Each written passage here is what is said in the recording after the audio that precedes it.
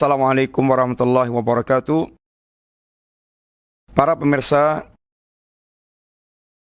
barangkali pernah dengar istilah tauhid model Wahabi. Ketika para ulama Ahlussunnah wal Jamaah yang cara beragamanya itu senantiasa mendasarkan pada kitab dan sunnah, membagi tauhid menjadi tiga. Tauhid rububiyah, tauhid uluhiyah, tauhid asma dan sifat. Dan para ulama menegaskan orang tidak dikatakan bertauhid kecuali menggabungkan tiga tauhid ini. Tauhid rububiyah dan asma sifat berkaitan dengan keyakinan kita tentang Allah Subhanahu wa taala. Bahwa Allah itu satu-satunya yang memiliki sifat rububiyah, menciptakan, memiliki segala yang ada, dan mengatur segala-galanya. Dan Allah adalah penyandang kesempurnaan sifat. Ini adalah keyakinan tentang Allah Ta'ala. Lalu, para ulama menegaskan kalau hanya keyakinan tentang Allah seperti ini belum cukup. Harus disempurnakan dengan yang berikutnya, yaitu totalitas memberikan penghambaan ibadah kepada Allah Ta'ala. Itulah hakikat tauhid. Asalnya tauhid itu hanya satu, yaitu tauhid uluhiyah, yaitu seruan la ilaha illallah. Yang di dalam seruan tauhid la ilaha illallah itu sudah mencakup tauhid rububiyah dan asma sifat.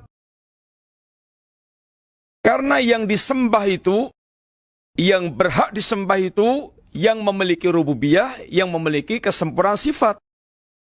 Yang tidak memiliki rububiyah dan tidak memiliki kesempurnaan sifat tidak berhak disembah. Maka dikatakan yaitu ilah yang palsu.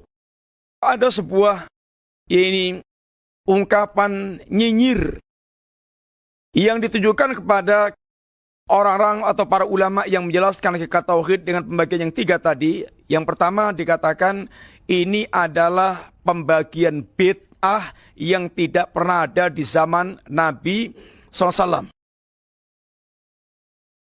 Sesungguhnya ini aneh. Kalau kita tanya, adakah di zaman Nabi ilmu nahwu sharaf? Nggak ada. Sehingga Nabi nggak pernah mengadakan daurah ilmu bahasa Arab nahwu sharaf.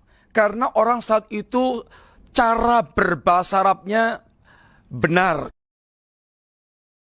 Di zaman Nabi kemudian juga di Quran dan Sunnah tidak ada dalil wajibnya sholat, kemudian rukun sholat, sunatnya sholat, sekian, gak ada. Tapi ulama keluarkan. Gak ada satupun yang membid'ahkan ini ilmu nahwu sharaf. Tidak satu pun ulama yang mengeluarkan ini penjelasan wajibnya sholat, rukun sholat, sunat sholat. Kenapa? Ini kebutuhan. Untuk memudahkan dalam memahami. Tidak ada yang berubah sama sekali. Kenapa nahwu sharaf dimunculkan? Karena sudah banyaknya orang yang mereka itu mengalami kesalahan dalam berbahasa Arab. Sehingga diajari tata cara berbahasa Arab yang benar dengan kaidah-kaidah yang diajarkan para ulama. Agar berbahasa Arabnya benar. Sehingga ini kebutuhan.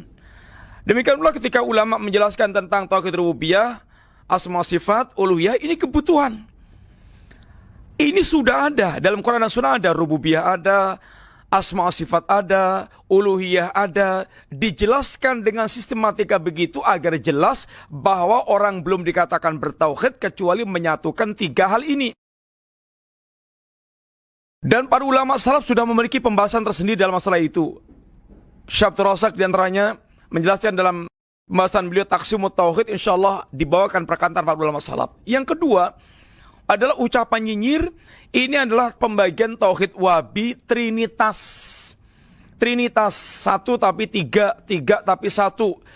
Orang yang mengatakan begini kemungkinan satu, memang bodohnya betul-betul nemen.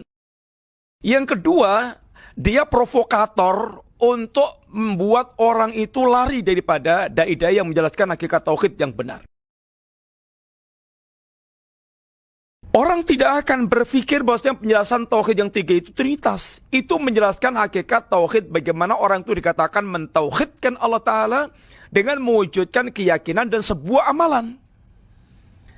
Orang tidak cukup berkeyakinan tentang Allah dengan rububiyah dan asma sifatnya, tapi harus disempurnakan dengan totalitas memberikan ubudiyahnya kepada Allah Ta'ala. Ini baru dikatakan bertauhid.